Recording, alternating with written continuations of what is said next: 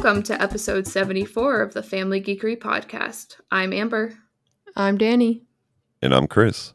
And today, I hope you're ready to get jump scared. Happy Halloween! Ooh. Woohoo! But we're talking about one of my all-time favorite things in the entire world. We've got games, we've got books, we've got a movie now. What are we talking about, guys? Bambi. Bambi! Today we're talking about Five Nights at Freddy's. Woohoo! So, hope you guys are ready to talk about Purple Guy and Phone Guy and another purple guy. This is timely since, it's Halloween. It's Halloween. A new movie just came out. It's like we planned this.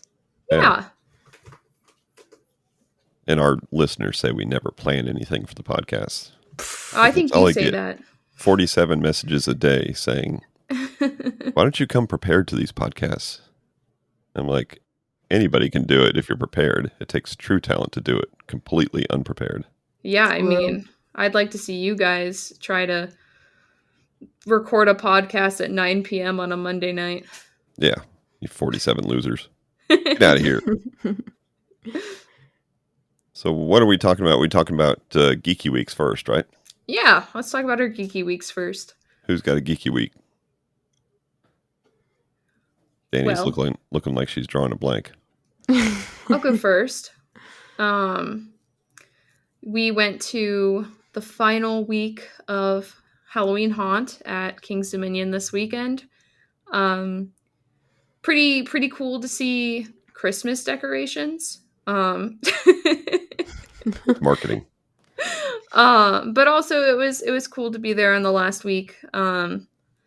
Dressed up. I was dressed up in my Halloween costume. I was Cinema Roll from Sanrio. Yeah. And also saw the Five Nights at Freddy's movie. Loved it. Almost choked on popcorn because the biggest jump scare was in fact a YouTuber Cameo. Yeah, I was looking for the word. Yeah. I got spoiled. I've not seen it yet. Well, I'm sure if your TikTok looks anything like mine, you're getting a lot of spoilers. So yeah, that's about all I've done recently. Enjoying the spooky season. Nice. What about you, Danny? Well, for spooky weekend, Halloween weekend, I was Kirby for Halloween. I saw. Swole Kirby. Swole Kirby. I did not go with the Amazon Prime inflatable suits. I made my own. So. You made your own inflatable suit? No. I wore pink with a Kirby beanie and called that an outfit. See, that's kind of what I did. I wore a Cinema Roll beanie with my own outfit. Hey, it works. It works. I saw a lot of cool costumes out there. I wore a $6 shirt from Walmart and probably got more comments than both of you. Yeah, definitely. But other than that, Fortnite is bringing back one of their original maps. Whoa, wait, that's actually kind of cool. So Taylor's version? Fortnite Taylor's version. 1989. Yes. But a lot of people are excited about that. Prime Fortnite. That's cool. It for me. Cool. So I went to Haunt last night also. Closed the joint down at midnight. Nice. Got to see the final show of Be Still the Night or whatever it's called. Conjure the Blood. Bloody Night. Bloody Conjure something. Yeah. There was some conjuring. And there were some nights. Some and blood? I saw the last one. And it ended basically at midnight. Okay. And they put it all out there. It was pretty cool to nice. see. Had a big crowd. Everybody clapped. They walked off. That's pretty neat to see.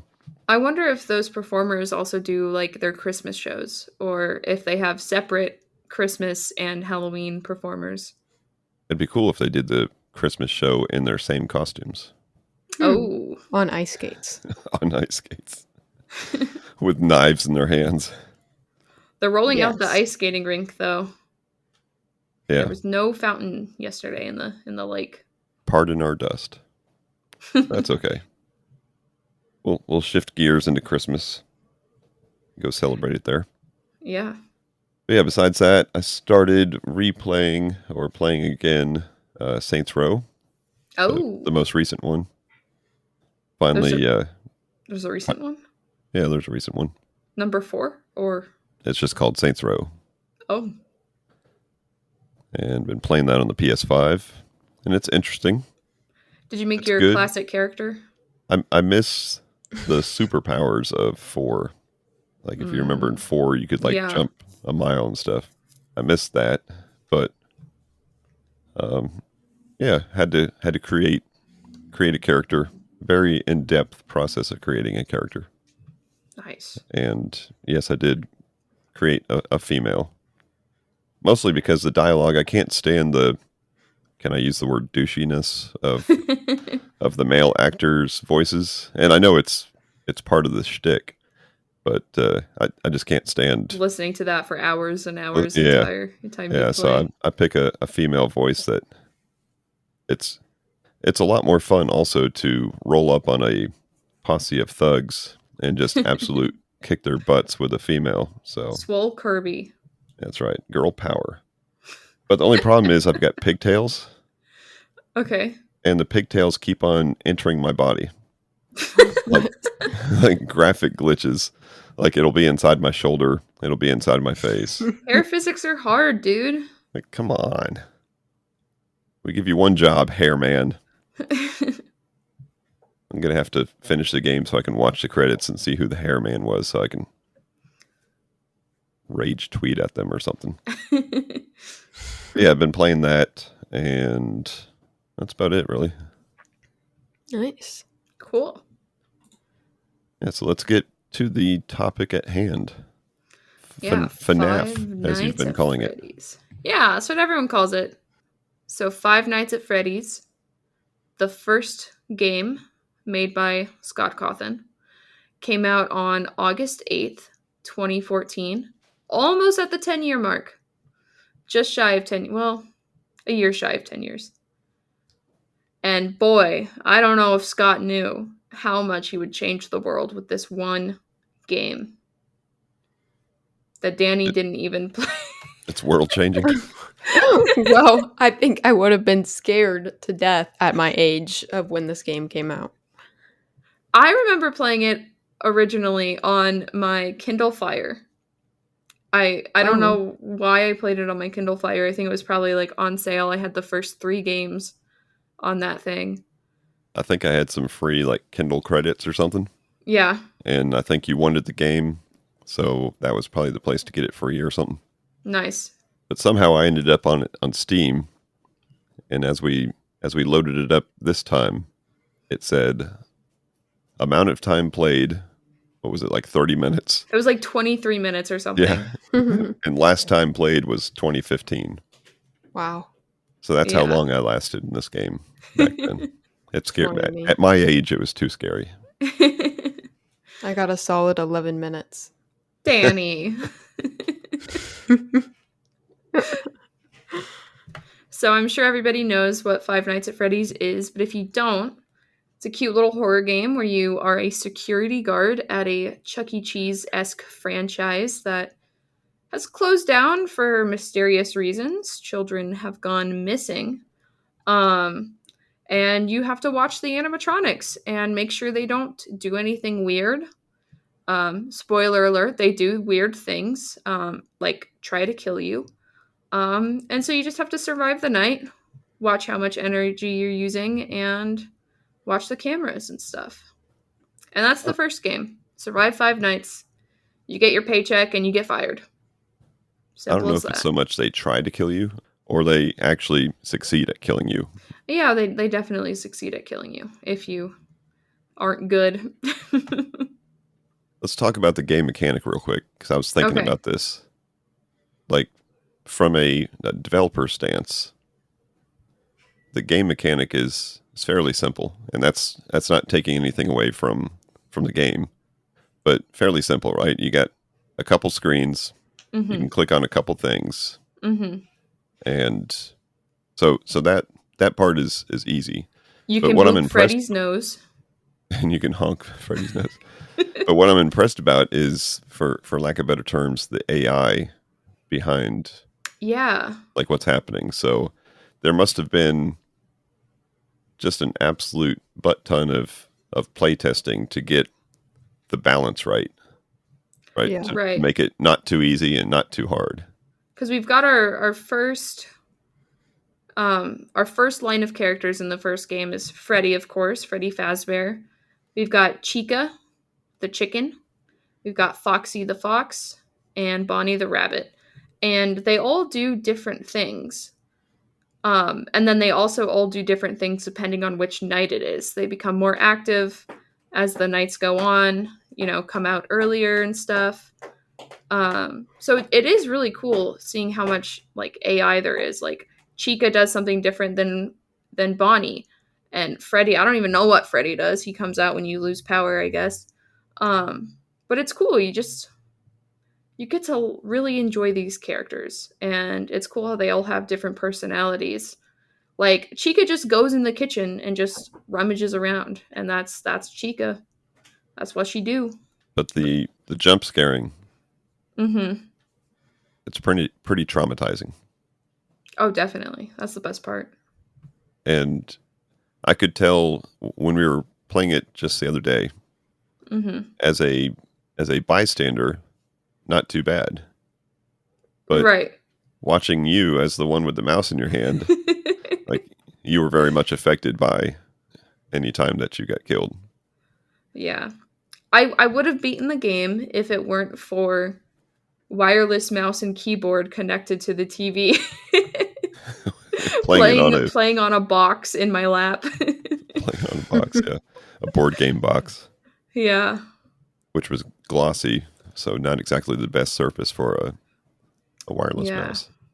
But yeah, I made it to night 5, tried night 5 a couple of times, and then decided, let's give FNAF 2 a try. So we played FNAF 2 a little bit, which adds a couple more mechanics. Pretty cool to see like the same game basically, but with like what changes they decided to make. Um, you've got the addition of the wind up music box that brings the puppet away from you. You've got vents now instead of doors in the hallway down the middle. Um, but there are no doors. Instead, you have a Freddy mask that you put on when the animatronics come to you. So it's interesting to see how they changed that game. Um, and it's also interesting story wise because you've got there's no tutorial in these games. You've got phone calls every night telling you what to do. Like that is your tutorial. You listen to a guy talk while you try to survive. Um, and it's funny because FNAF 2 is confirmed or just very pretty much confirmed through the theorists that it is a prequel to FNAF 1. But it's funny how they still have to tell you that it's, hey, look, you've got no doors, haha, because it's, you'd think it's a sequel, but it's not, and it's cool how they tell the story while also explaining the game. Did you get to play any of the second one, Danny? I did not, but I watched some Markiplier on game 2. So that's it, only game 1 and 2. Yep. Okay. I did play some VR version though at a friend's house, but I didn't play like the original game. It was like FNAF VR. yeah, Yeah. and it had like a mode where you had to like fix one of the animatronics. Oh yeah. And so you're like trying to like pull his eye out and put it back in place, and if you mess up by an inch, like he eats your face off. And so that one was really fun. It's definitely scary because you don't know when they're about to eat your face off, and it's all up to you if you can do it correctly or not, and it's right in your face Right. Yeah. in the Screen is VR right there. headset. So I think that's a really cool addition. I think in one of the Markiplier videos, he said like this game would be really scary in VR, and then they had one. It's funny. I mean, I don't know if this game would have been as popular as it was if it wasn't for, for one, Markiplier playing it, and because he plays a lot of indie horror games, but also a lot of theories. Like with a game like this, you've got a little bit of a story. Like the whole story in the first game was just like there's kids that are missing.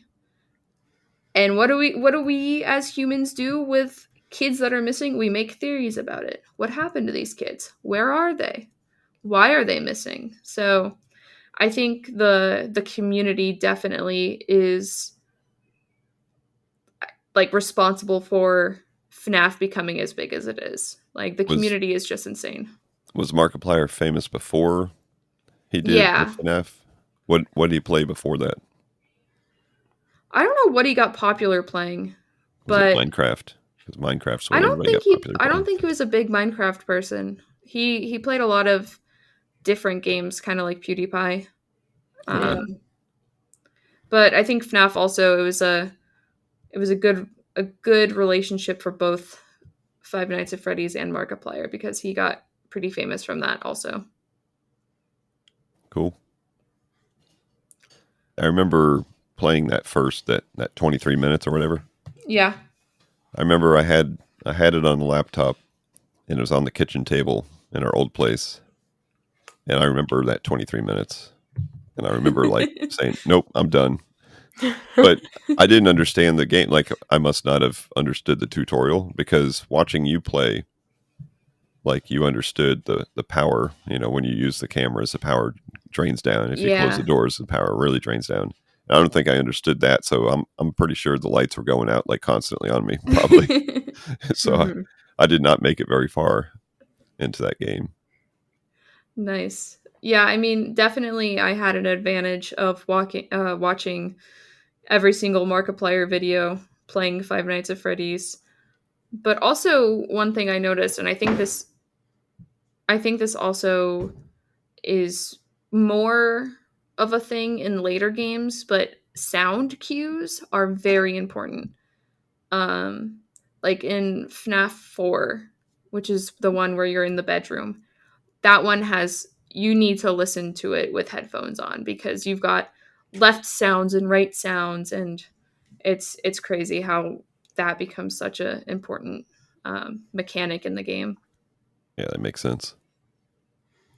There was a little bit of that, but it was hard on the TV. Like I hear footsteps, but which footsteps are they? Right. Are they Chica? Are they Bonnie? Is Foxy running down the hall right now? And you were sitting on the right side of the TV, so everything sounded like it was on the right side, probably. Chica also was going crazy. Like Bonnie came at me like once or twice, but Chica was at my door every day at like 1 a.m. Yeah, she's funny. She just stands at the window with her "Let's Eat" Hi. bib on. You want a cupcake? So what about the movie? We saw the movie. At least Amber and I got to see the movie. Yeah, I loved it. A departure from the games for sure. Concept overall the same. I think it's supposed to be based more on the original trilogy of books because, like I said, there are books. There's a lot of them, probably more books than there are games. But it was still really enjoyable. I've seen nothing but good reviews on TikTok. Unfortunately, I don't think the critics agree as much, but they just don't understand. They will never old white understand. Dudes, probably. But yeah, I thought it was really cute. Honestly, yeah, I thought it was a cute movie. I don't think you'd expect me to describe a horror movie as cute, but it was. Yeah, I didn't know any of the lore or anything before watching it. And I thought overall the story was pretty good. I thought it had a pretty good story arc to it and kind of a predictable like outcome, if you will, but Yeah. still good. I mean, definitely predictable for me. I mean, you get Matthew Lillard, one of the most iconic horror movie villains from Scream, and he's signed on to this movie for 3 years or for 3 movies. Like, I wonder what he's going to be. I wonder who he's going to play. In preparation for this episode and the movie, I tried to watch a FNAF lore in 10 minutes video, Oh and God. I did not understand it. I realized this is like 10 years of lore that I have not kept up with, and I have no idea what's going on. But yeah, do as someone who knows like the lore and stuff, is there like Easter eggs and stuff that you caught on to? In the movie? Yeah. Oh, definitely. I mean, the whole opening credit sequence is in that like retro video game style, which is the style of the mini games in the I don't know, FNAF 3, FNAF 4, I forget which one the mini games are in. But also just like little references here and there to like one of the characters had a Midnight Motorist shirt on, and that's also a reference to the mini games. So yeah, a lot of videos like that on TikTok.